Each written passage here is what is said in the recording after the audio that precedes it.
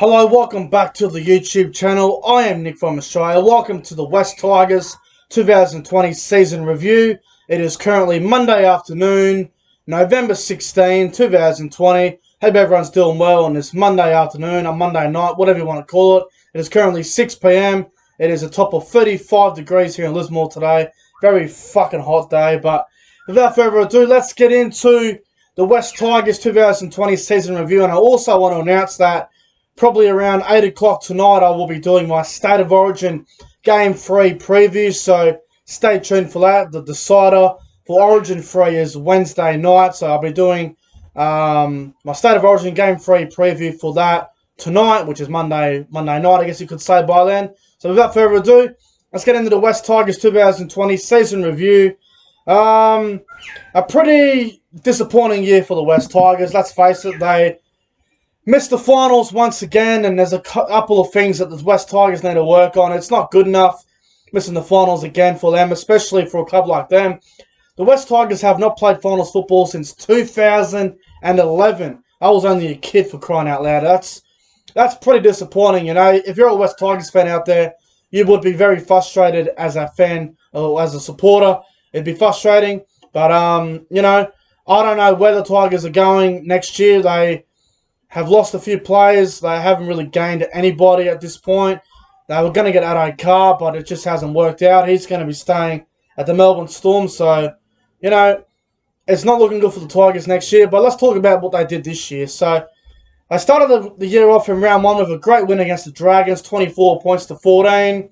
You know, big deal. They beat the Dragons, you know. The Dragons weren't hard to beat this year. They were pretty poor as well. Then they took on the Knights, and they were pretty disappointing in that one. Then they had the, you know, the 6-week, I guess you could say, isolation, lockdown, where they couldn't play. And when they returned, their first game back was against Cronulla. And it was a good win against Cronulla. I remember the game well. I think I was watching it with a heap of mates. And the reason why I remember the game well is because there was a goal line dropout. And I think Nofaluma just went straight through off the dropout and scored. And it was a great try. And that pretty much, you know, the Tigers looked pretty good in that game, and then they took on the Gold Coast, and they fucked it up. They lost this game with about 2 minutes to go, so that was one where they should have won. They let it slip. And then they took on the Canberra Raiders, and they got beaten that one, 14-6. I remember this game well. I live-streamed this game. It was a low-scoring defensive game. It was a really good game of footy, and, you know, I thought they were really good in that game against Canberra, but they unfortunately went down in that one. Then they had a great win against my team, the Cowboys. I lost in this game as well. They smashed us 36-20. The Tigers had 34-0 at halftime. So that was one of their great performances of the season. Then they found some consistency. They got back-to-back wins. They knocked off the Bulldogs 34 points to 6. Then they played the Panthers. They got beaten that one 19-12. I think that was the game where that dead shit Ivan Cleary with the blew the kiss. I thought that was pathetic, to be honest. And then they took on the Rabbitohs. They got beat against Souths down there, 18 points to 10. Not a bad loss, but again, they got beat. Then they had probably the most impressive win of the season, where they beat the Broncos 48 points to 0. That's pretty impressive. Then they were beaten by the Eels 26 points to 16, which obviously losing to Parramatta is no shame, considering they had a pretty good year. So losing to the Eels by 10 there. Then they lost to the Warriors 26-20. I remember watching this game at the pub. I think it was a Friday 6 o'clock game, and I think they led 8 or 10-0, and they just decided to throw the game away. I think that was the game where I put a line through the West Tigers, I'm pretty sure, from memory. So I got beaten that one. Then I got flogged against the Knights 44-4. Not good enough there. Then they held on to beat Canterbury 29-28. Got flogged by the Roosters 38-16. Flogged by the Panthers 30-6. Pulled off an absolute miracle against Manly. That was probably one of their best wins of the year, where they come back from nowhere. I think they were down by about 3 tries with 10 minutes to go, and they pulled it off. So that was a good win there. Lost to Souths, unlucky, 26-24. Got flogged against Melbourne 50-22. And they choked against Parramatta last round when they led 24-16, and they somehow threw that game away. So, you know, you can see they had a couple of really disappointing losses, but they had a couple of close games where they could have won, like the Raiders game where they could have won. They threw the Gold Coast game away. They threw that in the bin. The Panthers game, I lost that in a tight one. Lost to Souths in a tight one. Lost to Para in a tight one. Lost to New Zealand in a tight one. Lucky to beat Canterbury. And then they pulled off a miracle against Manly. Lost to Souths and Parramatta. So there was games there where they could have won. That they could have made the 8, you know. If they had won 2 or 3 more games, they might have been in the 8. But they're just not a consistent rugby league side, the West Tigers. Their problem is, I think, their players think they're better than what they actually are. If you have a look at the West Tigers forward pack, their forward pack is a bit of a weak link compared to the other sides. You know, at the start of the year, you had certain people, you had certain Instagram followers. Oh, not Instagram followers. You had certain Instagram accounts. You had certain experts out there who thought the Tigers would be in the top 4 this year. Some people had the Tigers in that top 8. You know, there was a couple of people on Instagram who I follow on Instagram saying, "Oh yeah, Tigers top 4, Tigers top 8."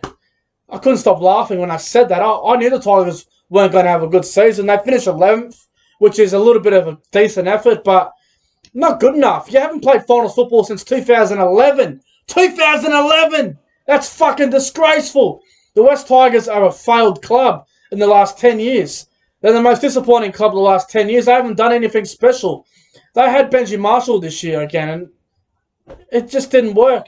Now, the pressure really, I think the pressure is on Luke Brooks. Now, I know there's a lot of people out there who think Luke Brooks doesn't deserve criticism. Well, look, the thing is, he made his debut in 2013.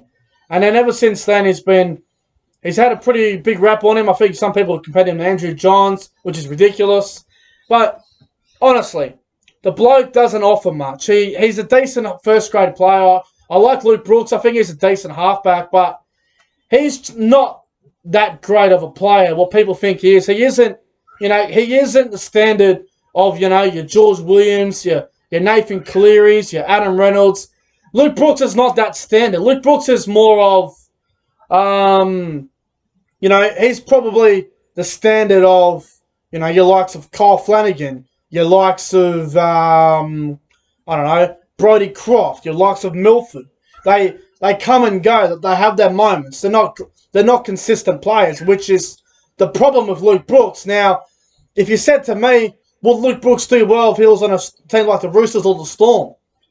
Probably not, because he's just not consistent. So I think the Tigers' problem is their forward pack as well. Their forwards aren't that great. I think Alex Twell's a great player. He is probably their best forward. Luke Garner had a pretty good year. Lushani Leilua. They've got a decent back row. Just that their front row forwards aren't that great. They haven't got that really good big name forward that can get them 200 metres a game. That can get them to, a potential top 8 position. The only good thing going for the Tigers right now is probably a couple of their outside backs and their coach, Michael Maguire. Michael Maguire is a great coach. Now, I know there's talk, they got to sack Madge, they got to get rid of him. That's the Tigers' problem. They blame their coach every year, but what they need to figure out is they haven't got a great roster. Their roster isn't great. Their halves next year are very, very ordinary at the moment. I think Luke Brooks is going to be the halfback, and they're talking about Adam Dewey, but I think Adam Dewey's better at centre or at fullback. If you have a look at that team, they've got other guys there who are a huge waste of money. Moses Mbai, Josh Reynolds. They're the sort of players you need to get rid of. Your Russell Packers. Those are the sort of players you need to get rid of. Moses Mbai should not be the captain of the West Tigers. Moses Mbai is not a leader. He's not a leader at all. He's not even a rep player. He's played for Queensland before, but got me fucked out. But, they're just defensively, they got to fix their things shit together. I mean, have a look at some of their results here. They conceded 28 points against Parramatta, 50 against Melbourne, 26 against South Sydney, 32 against Manly, even though they won the game. Because they conceded 30 against Penrith, 38 against the Roosters, 28 against the fucking Bulldogs, 44 against Newcastle, 26 against Warriors, 26 against Eels, 18 points, 19 points, 20 points, 14, 28 against the fucking Gold Coast, 16, 42. They conceded about 18 to 20 points a game. That's not good enough. For a team that finished 11th and they conceded at least 3 or 4 tries a game, it's just disgraceful. So, I might be a bit harsh here on the West Tigers, but For a club that hasn't played finals since 2011, next year is 2021. It'll be 10 years next year since I've made finals. And to be honest, going into next year, I can't even see the Tigers making the finals. I got so much shit going on there. Now, if I had to give that season a rating out of 10, I'll probably give that season probably a 3.5 out of 10. I missed the finals again. Not good enough. Now, to some of their good players this year, I thought Harry Grant was great this year. I thought David Nofoaluma was great. I thought David Nofoaluma was probably their best player, along with Harry Grant. I thought Adam Doueihi was terrific. I thought Luciani Leilua and Luke Garner were very good. Josh Alloway played solid. You know, a couple of their poor players. I thought Moses Mbye was poor. I thought Josh Reynolds was poor. Elijah Taylor was very average when he played. Jacob Little was shit.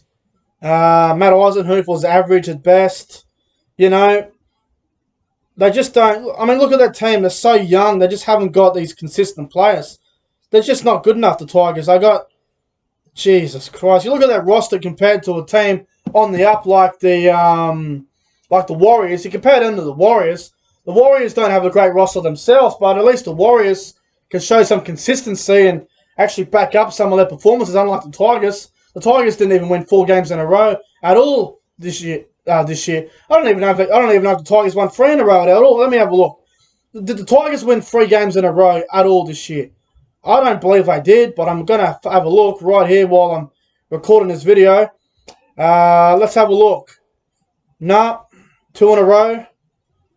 Gee, it doesn't look good. I don't think they did win 3 in a row at this stage. The fucking apps want to play up. Hang on. Nah, not there. Nah.